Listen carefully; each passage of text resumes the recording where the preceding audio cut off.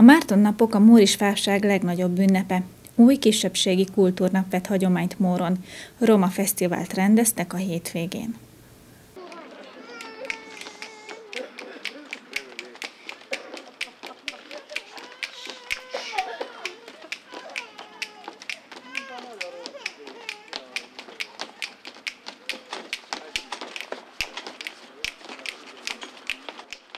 Mór nemzetiségi városként van számon tartva az országban, elsősorban a sváb hagyományokra gondolunk ilyenkor, azonban cigány kisebbségi önkormányzat is működik, akik látványos kétnapos fesztiválon mutatták be hagyományaikat.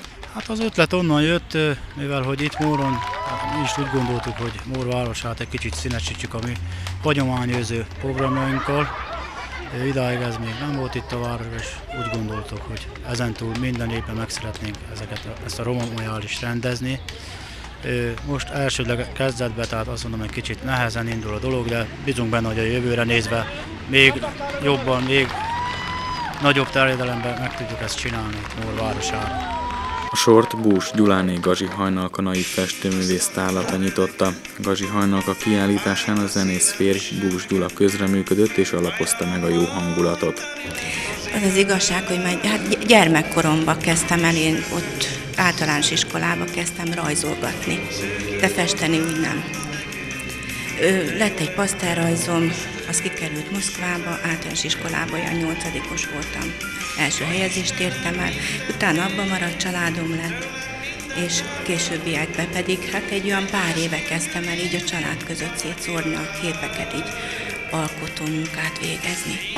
Hát én nem számoltam, megmondom őszintén, mert így a gyerekeknek adtam, ismerősöknek, csak úgy oda ajándékoztam, nem tudom így fejből, hogy mennyit festettem.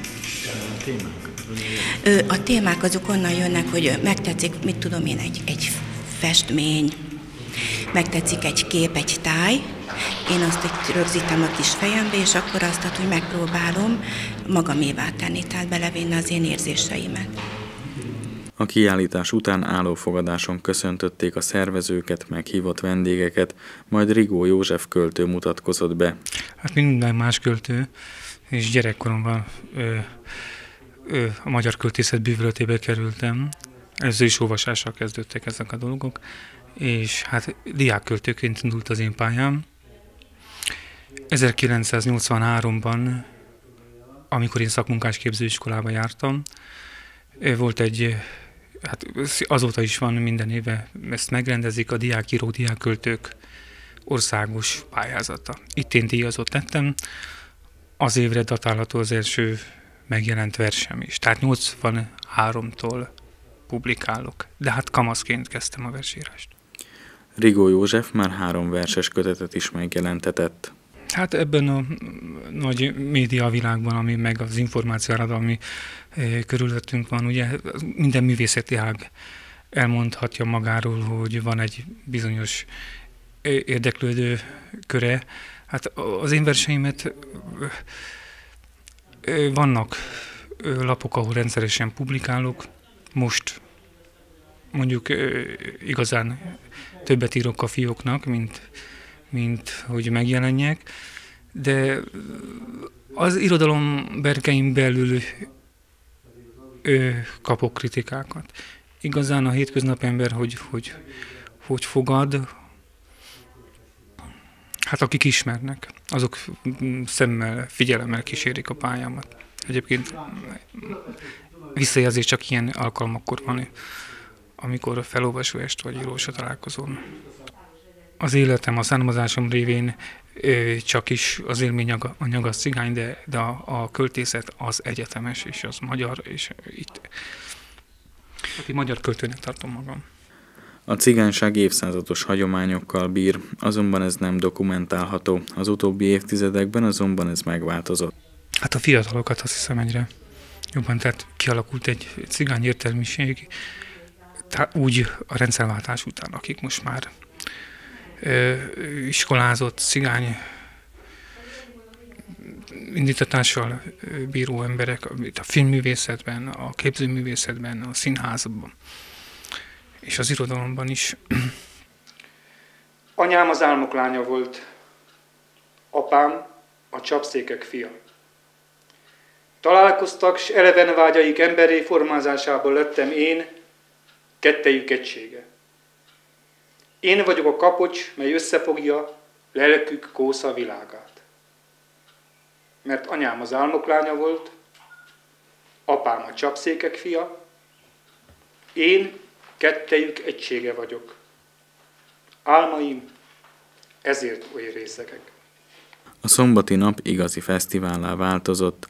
Délelőtt játszóház várta a kicsiket, majd a móri cigány kisebbségi önkormányzat jóvoltából gulyással, sörrel és borral, valamint üdítővel várták a fesztiválozókat. A programokat hát az alapján állítottuk össze. A hagyományőrzésünkre hivatkoznánk itt is, ugye egy táncegyüttesünk lesz egy zenei blokkunk, és magában ugye a gyerekekre is gondoltunk itt, tehát itt van csuhézás, arcfestünk, a gyerekeknek ilyen programok, azon kívül lesz rendőrségi bemutatónk.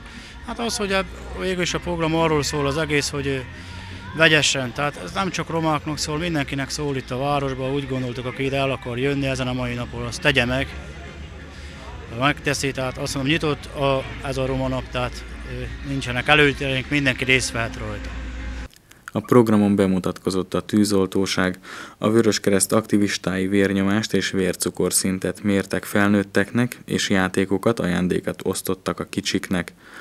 A rendőrség drogprevenciós és kressz ismereti totóval készültek, a jó megfejtők ajándékot kaptak. A fesztiválon tiszteletét tette Bihari József, az Országos Cigány Kisebbségi Önkormányzat alelnöke, aki nem érkezett üres kézzel, az Aranycsillagok táncegyüttes produkcióját hozta, valamint eljött a tatabányai fővajda is. A fesztivál sztár vendége a Csillagfény együttes volt, akinek muzsikájára muszáj volt ropni a táncot kicsinek és nagynak egyaránt. A kisebbségi önkormányzat köszöni támogatóinak, hogy a 2 nap szervezéséhez anyagi támogatásokat biztosították.